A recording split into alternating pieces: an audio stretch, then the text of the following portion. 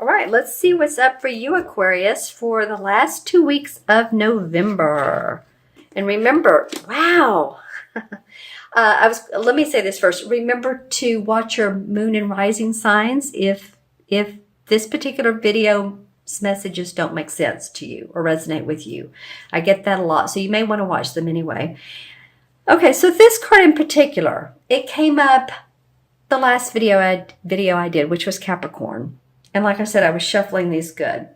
So there's a lot of moving past negative, possibly, I don't want to say negative, but situations that you're tired of that seem old, that you're like, okay, I'm ready to wind this up. I want something new.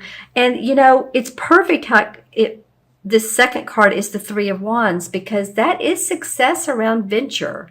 That is success around a project or your own business or your work, wherever your workplace is. So it's like moving your thoughts and ideas into real action. Actually, I feel like you've been seeing some success. Seeing some success. That's a lot of S's. Aquarius. So it feels like by the end of November, you're going to be open to working with someone different. You're going to be open to new projects, working in different ways than you have before.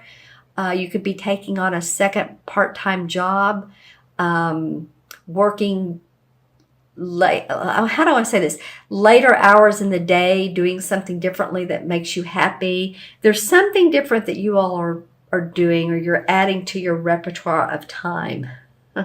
It feels like it's a learning thing, but it's also an expansion of your current success. This is really an auspicious card, so I'm glad to see it for you guys. Let's see what the second. Nice. Okay, well, Aquarius. Go Aquarius. All right. Well, we have 1, 2, 3 wand cards. And the wands or the rods are about our work and our passion, our creativity. So the first 2 weeks of December, you're going to feel like you're on fire. And I don't mean physically, but literally that you are... you're making very good points and strides in what you're doing. Now, this card usually and can represent, I say both, a fire sign, which would be Sagittarius, Leo, or Aries, Sun, Moon, or Rising. This may be a person that's supporting you, or leading you, or mentoring you, or you get inspired from. This night of all the nights, well, I guess this one and the Knight of Swords move quickly. Sometimes the Knight of Wands sort of oversteps himself, and plans can get delayed if we move too fast. So I'm looking at this Ace too, because this is blessings of birth of creation, of a new job or work or progress, or maybe a baby that's sort of like coming at you. So by the middle of December, some of you are really going to feel inspired. This whole rod, 3 rods we have going on, really is interest to me. This person here, this knight, the knights are the explorers. And this is the Knight of Wands, which is the night of exploring creative projects. And these two feel very calm to me. It's like he's very happy about his venture. He's still has his back to us. So the 4 of Wands would be the fruits of the labor. He's still putting the labor out there, but there's something birthing out of this. There's something new that's coming from this looking at things in a different way. This fire sign, I'd love for you all to leave me comments. The court cards are always interesting, to say the least, because they represent people or can represent people.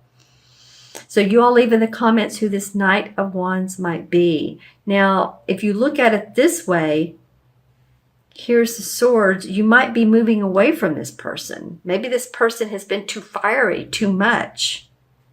If this has been a spouse or a friend or someone who talks your ear off and you're like, whew, let me take a break from them. Because that would feel different than these other two. This is more like your business taking off, and this is like awesome news. So let me know in the comments below how this plays out. Let's look at the transition card. Ooh, the High Priestess. I love the High Priestess. She's the most psychic woman in the deck. She's the most intuitive. She gets the inner workings of the world. And I say that in a way of she knows that there's the ebbs and flows of life. There's the positive and then there's the negative. And she's very balanced. She's somewhat spiritual, you could say. She has this crescent moon below her. So she gets the order of the moon. She gets, like I said, the ebbs and tides of life. She also represents hidden agendas.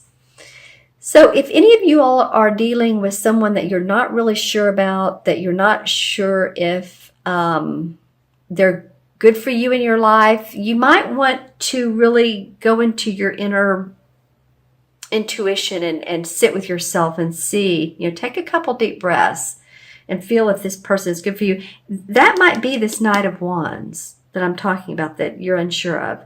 It may or may not be. So you all, of course, not every Aquarian's born on the same day, the same time, the same minute, the same hour, the same place. So this is going to represent different people to all of you all. I feel like, though, this is someone, or this is a time for you when you really are perceptive and intuitive and you get it. Okay, let's see what the crystal has to say as well. I'm going to use this crystal. Yeah, you're leveling out a playing field. You may have felt like in the past or in a relationship, it doesn't have to actually be a romantic relationship, if I can get my words out here. It can be a friendship, it can be a business partner, or business organization. But I feel like you're feeling like, now I'm on a level playing field. They're not quite as superior as you once thought. And I think that might have been in your own mind, actually. You've always been as talented. You've always been as good as them. I feel like you'd been thinking a lot. Well, maybe I'm not as good as they are, or he or she or whomever. Let's see what else comes up for you. I'm looking for, okay, that's some beautiful blue. And I'm holding it away from this, so it's not that. This particular blue, let's see, I'm looking to see if it's more of a cobalt. Well, blue has to do with the throat chakra, so communicate your words. That's beautiful. I want to say don't mince your words. In other words, don't hold back. And at the same time, use your words carefully. So that's two different encouragements, isn't it? But there is something about languages. So any of you all that are studying different languages, different cultures, that comes up as well. You might be learning, it's French or Spanish. Yeah, that comes up. Okay, so for any of you doing that, let's see what else comes up for you for Aquarius, Sun, Moon, or Rising. Some of you are thinking about writing a book or a pamphlet. Maybe it's part of your work, but maybe it's not too. And I feel like some of you are going to have to stand up for your ideas and who you are. It may mean around in a relationship, or it could mean at your workplace or at your business, or ideas that you have. Stand up for yourself. This is what works for me. What works for you? All right. Okay, Aquarius, let me go ahead and add up the cards. We have 6, 7, 8, 9, and 2 is 11, 12, 13. That's easy, right? 6, 7, 8, 9, 8, 10, 11, 12, and 13. Well, 13, a lot of people like that number. A lot of people, when I'm talking to them, say, oh, 13 is my lucky number. Not everyone, but some people do. 1 and 3 is 4, of course, and 4 in numerology is about building your foundation. It's about feeling that there is structure and there is safety in your life, and there is, security. So hopefully that makes sense for a lot of you, and you all do feel that. It's an important feeling, isn't it?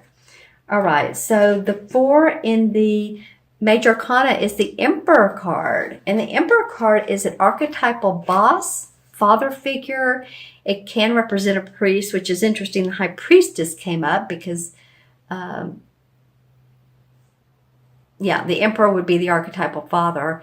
She's not the Empress, but I was going to say it's the opposite of her, the masculine, but not really. She's in her own group here. The Emperor card represents the sign of Capricorn.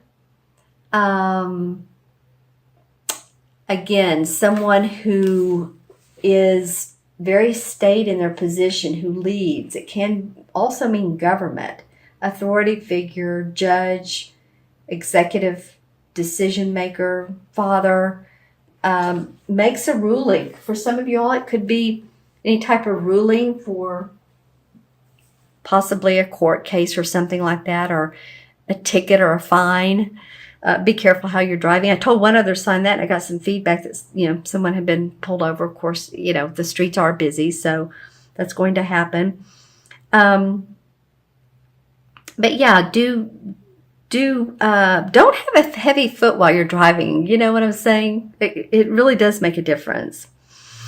So this Capricorn can also be someone in spirit who is watching over you, who is with you, a spirit guide. And I've noticed that it represents that to some people. So pay attention to your angels and your spirit guides, and those of you and those that you feel are with you.